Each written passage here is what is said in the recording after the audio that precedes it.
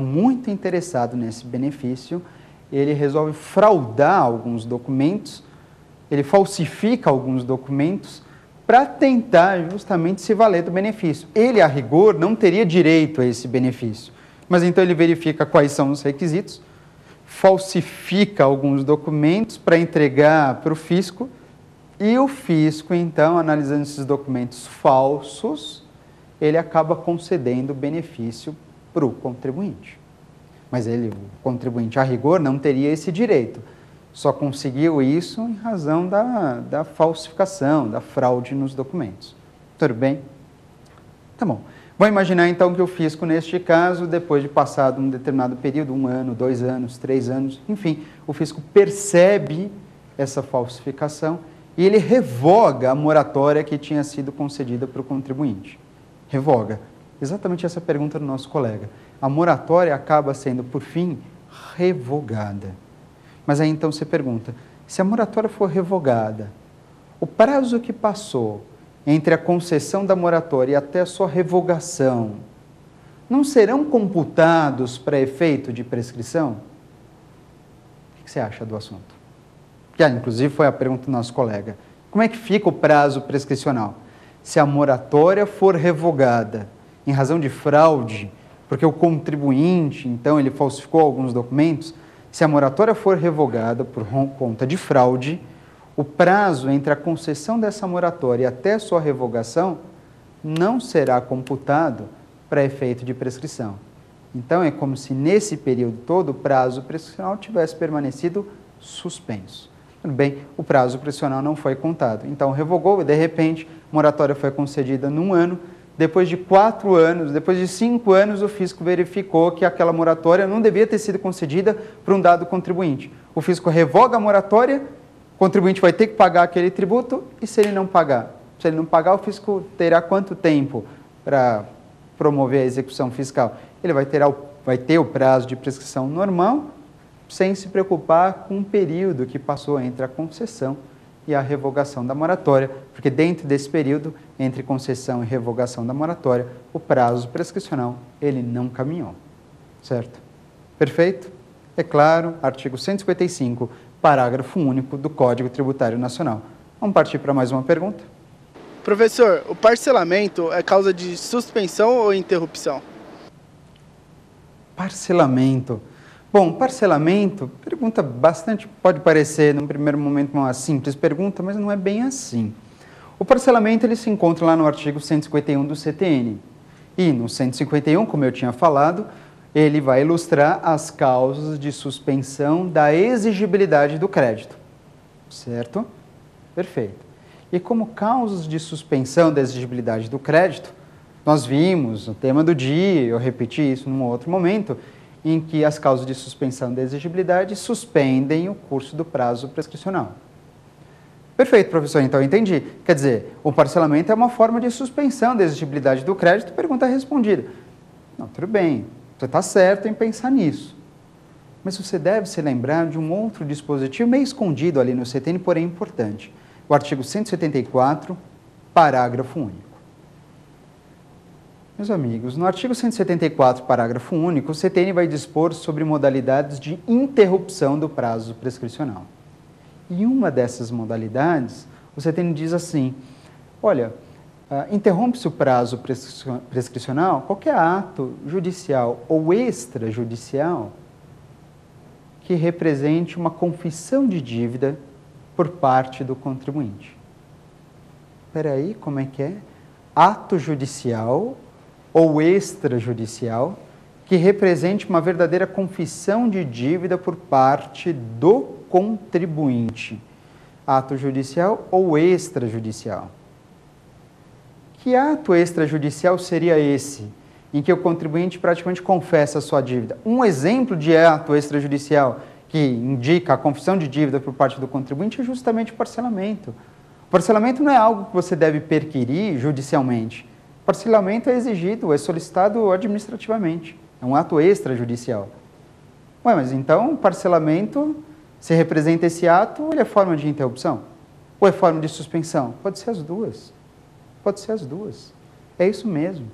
O parcelamento, ele pode ensejar como suspensão da prescrição e como interrupção. Olha, quando você solicita o parcelamento, no momento que você solicita, no momento que você faz o pedido de parcelamento junto à administração pública, ali você está confessando sua dívida, certo? Porque, afinal de contas, se você não fizesse isso, se você não solicitasse o parcelamento, para que você vai solicitar o parcelamento? Para pagar uma dívida. Então, você confessou. Quando você solicita o parcelamento, quando você faz o pedido, o que acontece com o prazo prescricional? Quando você pede, no momento que você pede, você está confessando a dívida, esse prazo é interrompido. Interrompeu, agora confessou. No momento que esse pedido for deferido, foi confirmado pelo fisco, aí você terá, então, enfim, a suspensão do prazo prescricional. Quando você pede, o prazo é interrompido. Quando o pedido é deferido, o prazo prescricional encontrar-se-á, então, neste caso, suspenso. Ficou claro mesmo? Vamos partir para mais uma pergunta? Acompanha comigo. Professor, a partir de quando tem início a contagem da prescrição? Bom, nessa quinta e última pergunta, a contagem da prescrição é bem simples de ser verificada. A gente falou sobre suspensão, mas é preciso observar com clareza o artigo 174 do CTN, no seu caput. O artigo 174 ele informa claramente que o prazo prescricional só tem início a partir do momento em que o crédito tributário encontrar-se definitivamente constituído. Portanto, o que isso significa? O que eu quero dizer com isso para vocês? É o seguinte, não basta lançar. Não é da data do lançamento que já começa a correr o prazo prescricional. Mas o prazo de prescrição ele só tem início no momento em que o crédito tributário for considerado definitivo. E o crédito só é considerado definitivo quando ele já não pode ser mais modificado. Ou seja, lembra que uma vez constituído o crédito, o contribuinte tem 30 dias para pagar ou apresentar a defesa administrativa? Perfeito. Se o contribuinte ele não paga nem apresenta a defesa administrativa, um dia após esse prazo que ele tinha para recolher, um dia após os 30 dias, esse prazo, o crédito tributário vai ser considerado definitivo.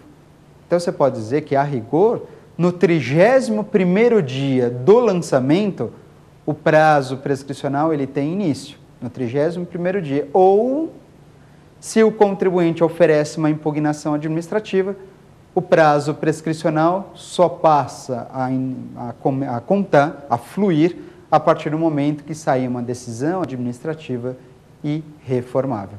Quando, então, na decisão administrativa irreformável, o crédito tributário for considerado definitivo.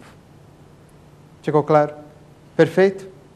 Mas não sai daí. Essas foram apenas algumas perguntas. Nosso próximo e último bloco no nosso programa, nós temos justamente o X da questão para você verificar como a suspensão, como a prescrição costuma cair em provas em concurso geral.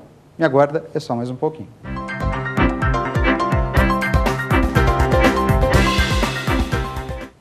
Voltamos então para o nosso terceiro e último bloco, justamente o X da questão. O X da questão é esse, então a gente vai avaliar 2 testes, né, em que você verifica como suspensão da exigibilidade do crédito, onde a gente vai ver um pouquinho sobre prescrição e suspensão da prescrição costumam ser exigidos também. Joia? Vamos acompanhar comigo então, eu faço a leitura do teste, as 4 alternativas e a gente faz uma breve análise do teste, chegando na alternativa correta. Perfeito? Vamos lá? Primeiro teste. Primeiro teste, ele diz assim, pede para você analisar as assertivas abaixo acerca do parcelamento e da prescrição no direito tributário. Primeira afirmativa, assertiva, diz assim, o parcelamento é causa de suspensão da exigibilidade do crédito tributário. Assertiva número 2, o parcelamento é causa de suspensão do prazo prescricional para a cobrança do crédito tributário. E a terceira assertiva informa que, além do parcelamento e da conversão do depósito em renda, a inscrição em dívida ativa também suspende o curso do prazo prescricional. Bem, as alternativas naturalmente só vão exigir se você vai marcar na sequência verdadeiro, falso, falso, verdadeiro e por aí vai. Perfeito? Então é bem tranquilo neste caso. Vamos voltar para as assertivas? Vamos voltar para as assertivas para indicar o que é verdadeiro, o que é falso. E então, juntando essas informações, a gente vai para a alternativa correta. Perfeito? Olha só. Na primeira assertiva, a informação de que o parcelamento é uma causa de suspensão da exigibilidade.